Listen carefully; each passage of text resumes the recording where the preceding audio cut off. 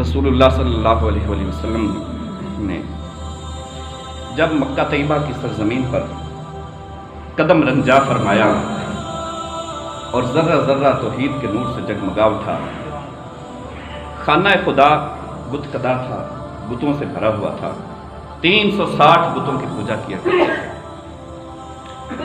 آپ صلی اللہ علیہ وآلہ وسلم نے لوگوں کو ترغیب دلائی، اسلام کی طرف راغب کیا اور حقائق ان کے سامنے واضح کی۔ جب ان کو سچ بتایا تو جو اپنے تھے وہ بھی دشمن ہو جاتے ہیں۔ جب انسان سچ کے راستے پر چلتا ہے، جب حق کے راستے پر چلتا ہے تو بیگانے تو کجا جو اس کے اپنے ہوتے ہیں نا، وہ بھی اس کے دشمن ہو جاتے ہیں۔ یہ میری بات یاد رکھیں، یہ سب سے پہلے جب آپ سٹینڈ لیں گے برائی کے خلاف، بدکاری اور فحاشی کے خلاف، تو سب سے پہلے آپ کے اپنے دشمن۔ تو ذرہ ذرہ توحید کے نور سے جگمگا اٹھا، 360 بت جو ہے موندے منہ گر گئے۔ آپ صلی اللہ علیہ وآلہ وسلم نے توحید کا پیغام پہنچایا۔ پھر اس کے بعد ہجرت کا واقعہ پیش آیا۔ آپ صلی اللہ علیہ وسلم کی ایفرٹ، آپ کی محنت، جد و جہد رنگ لائی۔ کتنے لوگ تھے جنہوں نے فرسٹ ٹائم مائیگریشن کی مدینہ منورہ کی طرف؟ 100 لوگ اس میں شامل تھے، اور گھروں میں خواتین، بچے اور بوڑھے، وہ سارے ملا کر ان کی ٹوٹل اسٹرینتھ 500 سے زیادہ نہیں تھی۔ پھر وہ وقت آیا، جنگ بدر ہوئی، اس میں مسلمانوں کی ایک عظیم کامیابی حاصل ہوئی۔ مسلمانوں کے سپاہیوں کی تعداد 313 تھی۔ 1000 کے سامنے وہ سینہ سپر ہو گئے۔ یہ تھے وہ مسلمانوں کی عزت کے محافظ اور مسلمانوں کی جان کے محافظ، جنہوں نے اپنی زندگیاں داؤ پر لگا دی، ڈو اور ڈائی کا پیکر تھے۔ پھر مکہ فتح ہوا، ہجرت کے 6 سال بعد۔ یہ 6 سال کا جو دورانیہ ہے یہ انتہائی اہمیت کا حامل ہے۔ مکہ فتح ہوا تو فتح مکہ کے موقع پر مسلمانوں کی اسٹرینتھ کتنی تھی؟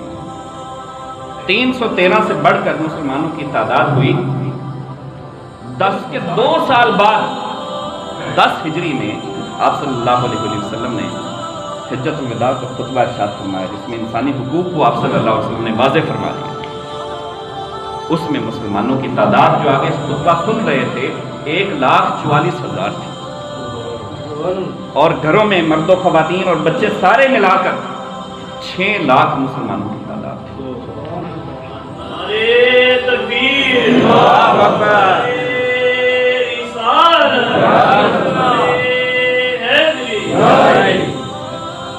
تو اس قدر اسلام تیزی کے ساتھ بڑھا۔ یہ وہ فوج تھی جو 100 سے چلی، پھر جو ہے وہ 10,000 کی اسٹرینتھ تک پہنچی، وہاں سے پھر آج وہ 1,44,000 کی تعداد تک ہے، اور کسی کی جرت نہیں ہے کہ وہ مسلمانوں کی طرف میلی آنکھ سے دیکھے، مسلمانوں کی عزت کی طرف کوئی میلی آنکھ سے دیکھے، وہ اس کو وہیں پر خبردار کر دیتے ہیں۔ حضور صلی اللہ علیہ وسلم کے ظاہری وصال کے بعد سیدنا ابو بکر صدیق رضی اللہ تعالیٰ عنہ تخت خلافت پر متمکن ہوئے۔ آپ نے جو محنت کی، کوشش کی، جد و جہد کی، 2 سال 2 ماہ اور کچھ دن آپ نے حکومت کی۔ آپ کی خلافت میں اگر ڈیلی کی بیس پہ آپ کی ایوریج نکالی جائے، جو آپ نے فتوحات حاصل کی اور اسلامی سلطنت کو پھیلایا، 80 مربع میل بنتا ہے ڈیلی کی بنیاد پر۔ پھر خلیفہ ثانی سیدنا امیر المومنین حضرت عمر فاروق رضی اللہ تعالیٰ عنہ تخت خلافت پر متمکن ہوئے، اور آپ نے 23 لاکھ مربع میل تک اسلامی سلطنت کو وسیع و عریض کر دیا۔ محمد بن قاسم آیا ہے، یہ کیونکہ ابھی جو ہے یہ محمد بن قاسم یہ ماضی قریب کی بات نہیں ہے، یہ ماضی بعید کی بات ہے۔ حجاج بن یوسف کا دور تھا، صحابہ کرام کا دور تھا، اور پھر اس کے بعد طارق بن زیاد اور موسیٰ بن نصیر، انہوں نے اندلس کو فتح کیا۔ حضرت سعد بن ابی وقاص رضی اللہ تعالیٰ عنہ کا مزار آج بھی چائنا کے اندر ہے۔ تو غرناطہ سے لے کر چائنا تک، یہ ہر طرف، ادھر سندھ سے لے کر عرب ممالک تک، پوری دنیا میں اسلام۔ طارق بن زیاد کے دور میں جب مسلمان وہاں پر اترے، اندلس کی سرزمین پر، جبل طارق آج بھی زبان حال سے پکار رہے ہیں۔ آج بھی مسلمانوں کے عروج کی کہانی بیان کر رہا ہے۔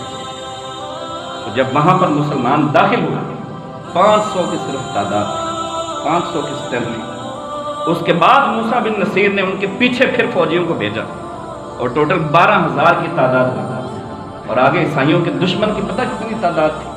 1,00,000 صرف ان کی فوج کی تعداد تھی جو مقابلہ کرنے والے تھے۔ صرف 500 کا لشکر لے کر وہاں سے جب وہ نکلے، لیکن جب انہوں نے دیکھا تھوڑی دیر کے بعد کہ کشتی کو آگ لگ گئی، انہوں نے کہا ہمیں تو لڑنے کی ضرورت نہیں ہے، یہ تو اپنی آگ بجھانے میں مصروف ہوں گے اور یہ خود بخود ہی یہاں سے بھاگ جائیں گے۔ دیکھا کہ اچانک دوسری کشتی کو بھی آگ لگ گئی، تیسری کشتی کو بھی آگ لگ گئی، ساری کشتیاں جلنا شروع ہو گئی۔ خوش ہو گئے کہ شاید اب یہ خود ہی بھاگ جائیں گے۔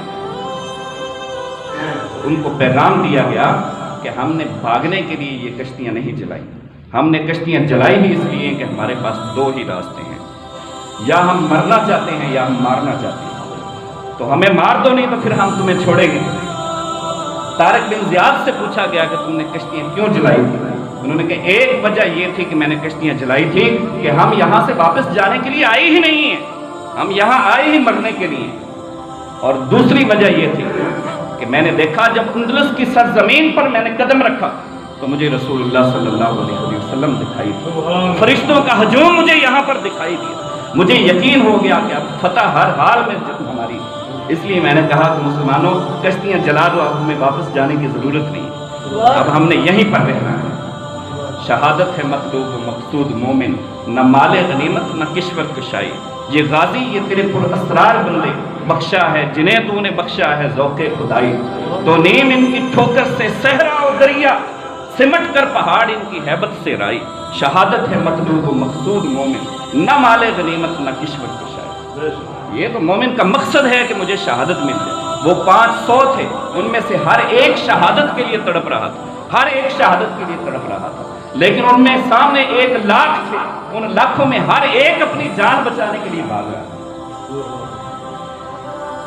اس انر کے ساتھ، اس خلوص کے ساتھ جب مسلمانوں کی افواج، جب مسلمانوں کے سپاہی اور مسلمانوں کی پولیس جب اپنی ذمہ داریاں نبھائے گی تو پھر مسلمانوں کی عزت اور جان مال کی حفاظت ہوگی، اور جب وہ قوم کے غدار بن جائیں گے اور جب وہ اپنے ہی مالک کو جو ہے وہ بھونکنا شروع کر دے گا کتا، تو پھر اس کا انجام یہ ہے کہ اس کو فائر کر دیا جائے، اس کو شوٹ کر دیا جائے، پھر اس محکمے کو باقی رہنے کا تک ہی نہیں بنتا۔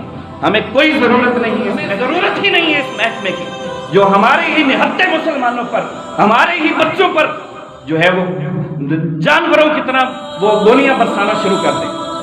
ہم اس کی بھرپور مذمت کرتے ہیں اور مطالبہ کرتے ہیں کہ اس غدار محکمے کو بالکل ختم کر دیا جائے، صفحہ ہستی سے مٹا دیا جائے۔ کوئی ضرورت نہیں ہمیں اس محکمے کی، جن کو مساجد میں داخل ہونے کی تمیز نہیں ہے، جن کو علماء کی عزت نہیں ہے، جن کو اسلام کی تعلیمات کا پتہ نہیں ہے۔ یہ جو موجودہ قوانین ہیں یہ تو ہے ہی نہیں ہے کہ اسلام کے ساتھ ان کا تعلق ہی نہیں، دور کا تعلق نہیں ان کا اسلام کے ساتھ۔ اللهم حبب إلينا الإيمان وزينه في قلوبنا وكره إلينا الكفر والفسوق والعصيان